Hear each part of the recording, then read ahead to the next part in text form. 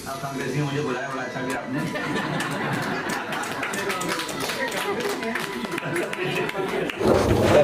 नहीं, मुझे बहुत खुशी है कि हमारे निज़ामुद्दीन राइन साहब मौलाना आज़ाद एकता संघ के इस प्लेटफॉर्म पर तमाम महाराष्ट्र के तमाम वो लोग जो मुस्लिम पर सीरियस हैं, काम कर रहे हैं, और होना भी चाहिए। अगर अपने अपने मिल्लत के लिए काम नहीं करेंगे तो किसी लिए काम करेंगे। अल्लाह ताला ने कहा कि अगर एक चिराग है तो पहले घर में जलाओ, बाद में मस्जिद में जलाओ।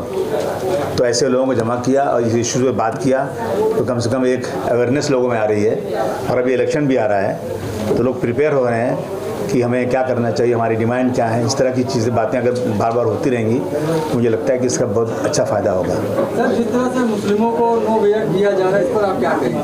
चाहे वो लोकसभा का इलेक्शन हो, चाहे विधान परिषद का हो। मैंने कहा ना कि खुद ही को कर बुलंद इतना कि हर तकदीर से पहले खुदा बंदे से खुद पूछे, बता तेरी रज़ा क्या। इसका यही जवाब है। हमको इकट्ठा होना चाहिए, हमें हमारे अंदर जो है एकता होना चाहिए, इत्तेहाद होना चाहिए। अब ऐसा नहीं है कि अब क्या होता है जब कोई ऐसा लगता है ना कोई मुसलमान जीत रहा है ना तो ये फ़िरका परस्त जाते हैं, अरे ये तो सुन्नी है, देवबंदी खड़ा कर दो इसके खिलाफ, अरे देवबंदी है, ये बैरवी खड़ा कर दो इसके खिलाफ। तो हमारे लोग ही वहाँ खड़े होकर के इंतजार पैदा करके हराने की कोशिश करते हैं। उसके अवज़ में माफ़ करना चंद सिक्के पर बिक जाते हैं। माफ़ करे अल्लाह, ऐसे लोगों से दूर रहना चाहिए। उनको थोड़ा कम से कम कौम और मिल्लत के हालत देखते हुए इन लोगों को एक साथ खड़े रहना चाहिए।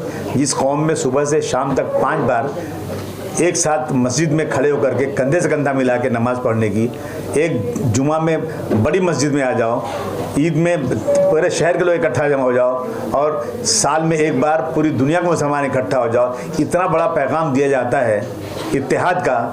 उस कौम में आज इंतशार सबसे ज़्यादा है।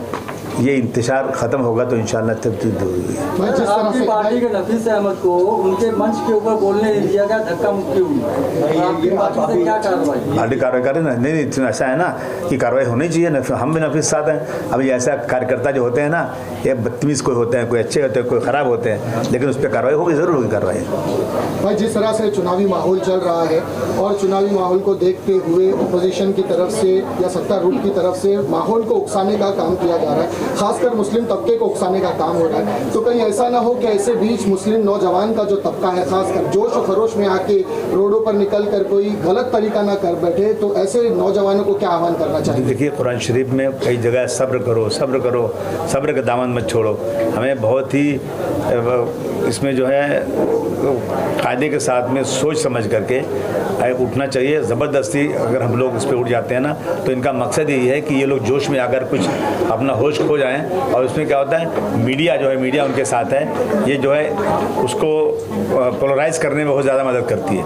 मेजॉरिटी को किसी न किसी बहाने से, आप देखिए अब पाकिस्तान जिंदाबाद का नारा वो लगाएंगे, पकड़ा जाएगा मुसलमान। समझा आपने? इस तरह की चीज़ें कितनी बार हुई हैं। तो मुसलमानों को बहुत ही सब्र के साथ अपने एक लीडर को लीडरशिप खड़ा करके उस लीडर के खिलाफ के साथ खड़े होना चाहिए, और जो वो तय करे वही करना चाहिए।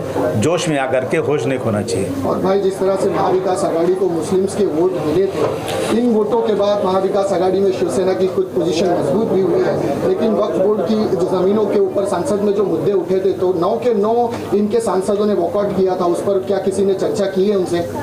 चर्चा हो रही है, कुछ लोग गए वहाँ, एजिटेशन भी किया उन लोगों ने। मैं समझता हूँ इसमें हम दुखी हैं कि कम से कम अगर उद्धव जी दिल्ली गए थे या उनको कुछ काम था, उससे ज़्यादा काम ये था कि दिखाना चाहिए था कि हम लोग जो हैं, हम जो हैं फ़िरका परस्तों के ख़िलाफ़ हैं और हम जो इंडिया अलायंस बना उनके साथ खड़े हैं। वहाँ नहीं रहना एक शक के दायरे में आता है और हम लोगों को इसका अफसोस भी होता है। लेकिन मैं कहना चाहता हूँ कि कब तक हमारा इम्तिहान लोगे? आप एक नाव पे चढ़ो, 2 नाव पे मत रहो, खुल कर आओ, हम आपके साथ देने को तैयार हैं। बहुत शुक्रिया।